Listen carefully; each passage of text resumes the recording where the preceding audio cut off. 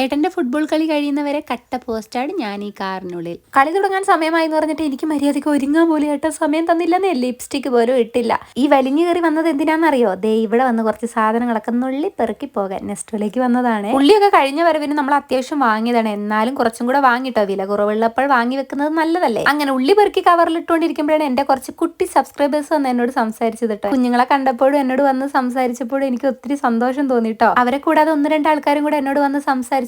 നമ്മളെ വീഡിയോസ് ഒക്കെ കാണുന്നവരാണ്.